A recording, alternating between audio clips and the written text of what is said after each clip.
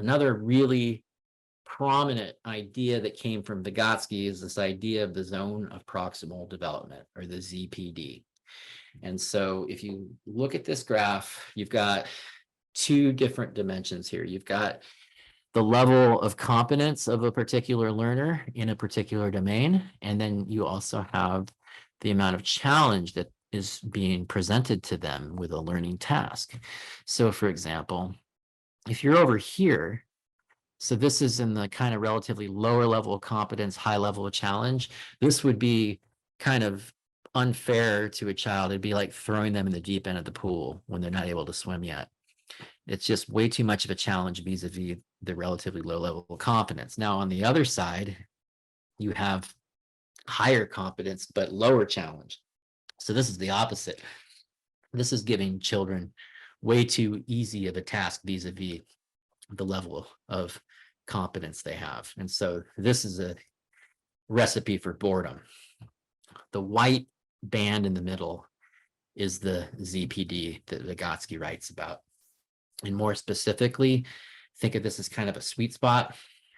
This is where, as a teacher setting up a learning environment, you'd like the child to be. But it's important to realize that this band, this white band that you see, this is not just predicated on what a child can do on their own.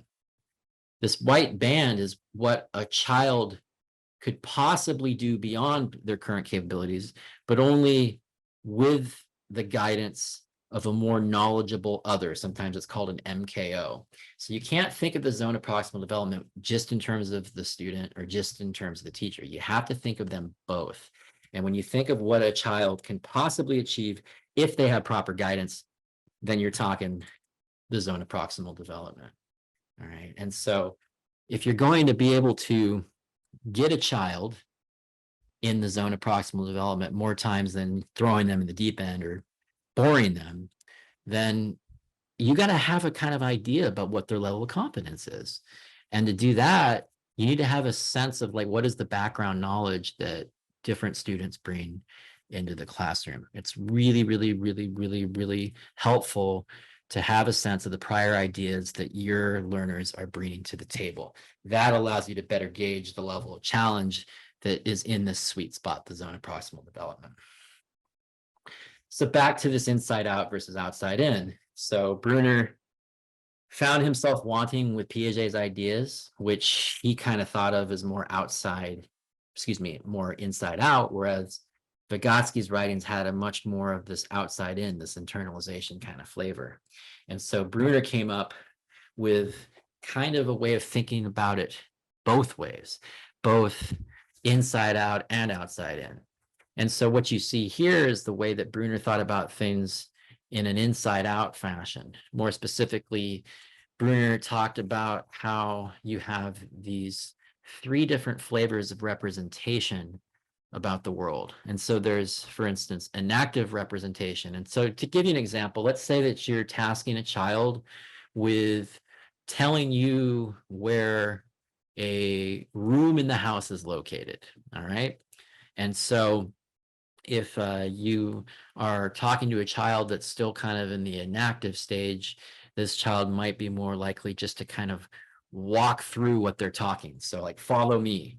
And so they're using motor responses in order to try to represent what's in their mind. They're acting it out, if you will. Now, the iconic representation stage, so this is moving forward in Bruner's inside out take on things, is that you would actually use imagery. Instead of motor responses, you might say, draw a map.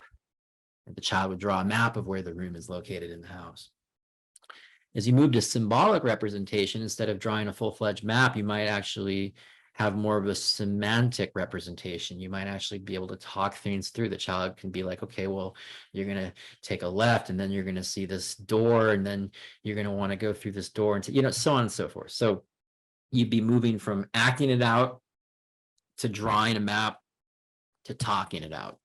Inactive to iconic to symbolic. And that's the idea behind the inside out aspect of Bruner's view. He actually calls this bogus stage theory, bogus in that He wasn't as restrictive as Piaget in saying that you could only go through these stages in a linear way and that there couldn't be regression and that all subsequent stages subsume the previous stages. This is a little bit more like, here's 3 different flavors, but there's a little bit more wiggle room in terms of like how you progress through them. And maybe there's times where you fall back or maybe you jump forward. But bogus or not, it does have a stage theory kind of view in that you go from this inactive, right? So again, that's kind of like motor representation to more of an iconic. That would be like drawing a map, to symbolic, which would be talking things out. Inactive to iconic to symbolic. That would be an inside out developmental progression. But the thing is, and this is where Vygotsky was really influential, it's one thing for the internal structure of your mind, the way in which you organize information in your head progresses. You should also think about how the specific context around you, the environment that you're embedded in, and how that influences you, and how different environments influence different people in different ways, how that also probably plays a role in how the internal development is taking place. So this is the outside in aspect of things. And so this is where it's important to also consider that environment and culture has a profound influence on how each of the 3 modes of representation take place. So back to inside out, you are progressing your mental structures from more of an inactive to more of an iconic to more of a symbolic representation of the world. But all 3 of those different representations of the world are also influenced from the outside in, more specifically by differences in environment and culture. That's the conclusion of this video lecture. I hope you all have a good one.